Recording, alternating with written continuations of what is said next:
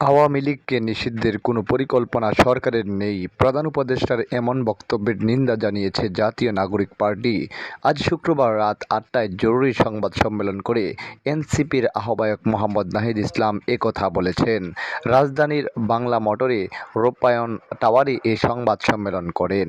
সংবাদ সম্মেলনে লিখিত বক্তব্যে নাহিদ ইসলাম বলেন, আওয়ামী লীগ কর্তৃক সংগঠিত পিলখানা হত্যাকাণ্ড, শাপলা হত্যাকাণ্ড, আগ্রাসন বিরোধী আন্দোলনে হত্যাকাণ্ড ও গুম, ক্রসফায়ার, ভোট ডাকাতি সহ জুলাই হত্যাকাণ্ডের বিচার প্রশ্নে কার্যকর অগ্রগতি দৃশ্যমান হওয়ার আগে রাষ্ট্রের দায়িত্বশীল পদ থেকে এ ধরনের বক্তব্য অনাকাঙ্ক্ষিত। আওয়ামী লীগকে নিষিদ্ধ করার কোনো পরিকল্পনা অন্তর্বর্তী সরকারের নেই বলে বৃহস্পতিবার ইন্টারন্যাশনাল ক্রাইসিস গ্রুপের প্রতিনিধি দলকে জানান প্রধান উপদেষ্টা অধ্যাপক মোহাম্মদ ইউনূস।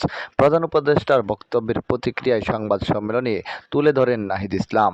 তার লিখিত বক্তব্যে বলা হয়, ছাত্র নাগরিক অভ্যুত্থানের ৭ মাস অতিবাহিত হলেও গণহত্যাকারী শেখ হাসিনা সহ আওয়ামী লীগের খুনিদের বিচারে দৃশ্যমান কোনো অগ্রগতি হয়নি। সম্প্রতি জাতিসংঘের মানবাধিকার বিষয়ক কমিশনের প্রতিবেদনে সুস্পষ্টভাবে বলা হয়েছে, জুলাই মাসে বাংলাদেশে সংঘটিত অপরাধ আন্তর্জাতিক অপরাধের শামিল। আওয়ামী লীগের মানবতাবিরোধী অপরাধের ব্যাপারে এত সুস্পষ্ট আন্তর্জাতিক বক্তব্য থাকার পরও বিচারিক প্রক্রিয়ার ধীরগতি অত্যন্ত নিন্দনীয়। জাতীয় নাগরিক পার্টি অবিলম্বে জুলাই গণহত্যাসহ বিগত ফ্যাসিবাদী রিজমে সংঘটিত গুম, বিচার বহির্ভূত হত্যাকাণ্ডের বিচারে দৃশ্যমান অগ্রগতি দেখতে চায়।